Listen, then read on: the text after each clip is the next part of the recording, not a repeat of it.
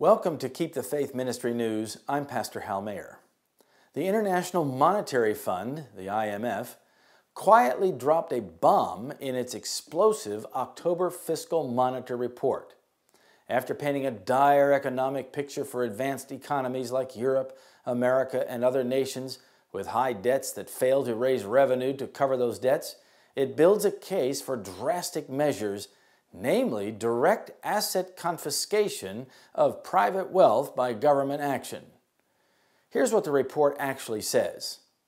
The sharp deterioration of the public finances in many countries has revived interest in a capital levy, a one-off tax on private wealth, as an exceptional measure to restore debt sustainability. The appeal is that such a tax, if it is implemented before avoidance is possible, and there is a belief that it will never be repeated, does not distort behavior and may be seen by some as fair.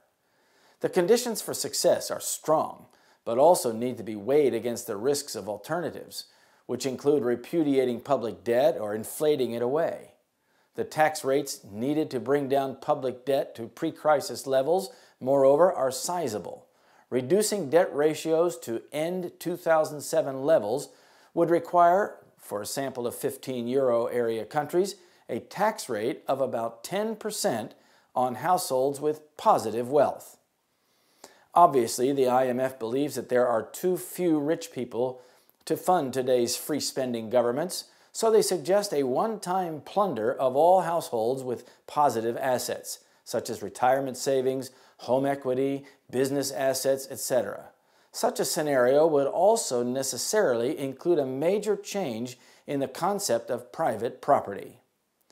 Notice also that the report suggested that the wholesale theft of private property should be carried out before people could avoid it by transferring wealth overseas or to hide it in some way. Note also that they suggested getting the public to believe it would happen only once. But doing such a thing would set precedents so that it could be done again. Notice also that the pillaging of assets would only restore debt sustainability. In other words, the rulers and kings of the earth can carry on with their reckless social programs and public spending, which permitted the economic crisis in the first place, and which would permit it to re-emerge. All the while the people blithely believe that their assets would never be ransacked again. Moreover, the IMF apparently suggests that if sovereign governments fail to muster the courage to rob their citizens of wealth, they would end up in bankruptcy, debt repudiation, and hyperinflation, and there is no discussion in the report about structural reforms that would limit entitlement programs. The IMF justifies all this by highlighting the massive and increasing income inequality and decline in tax revenues. The report also proposes restrictions on mobility of money and people. In other words, capital controls and exit restrictions. Financial wealth is mobile, and so ultimately are people. Substantial progress likely requires enhanced international cooperation to make it harder for the very well-off to evade taxation by placing funds elsewhere. The report also says there is a surprising large amount of experience to draw on, as such levies were widely adopted in Europe after World War I. Does anybody remember how that turned out? Notice that the recommended confiscation of assets is 10%. The merchants of the earth and the kings of the earth are preparing for a major economic catastrophe. And consider this prophetic statement. This will be the manner of the king that shall reign over you.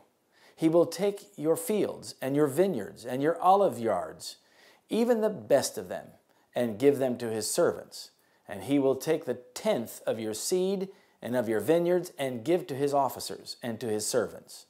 And he will take your men servants and your maidservants and your goodliest young men and your asses and put them to his work.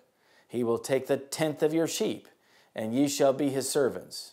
And ye shall cry out in that day because of your king, which ye shall have chosen you, and the Lord will not hear you in that day. That's 1 Samuel 8, verses 11 and 14 through 18. Your gold and your silver is cankered, and the rust of them shall be a witness against you, and shall eat your flesh as it were fire. ye have heaped treasure together for the last days. James 5, verse 3. This is the time to put your excess assets into God's cause. When the government comes for them, they will be worth nothing to you. This is Keep the Faith Ministry News. I'm Pastor Hal Mayer. Thank you for watching.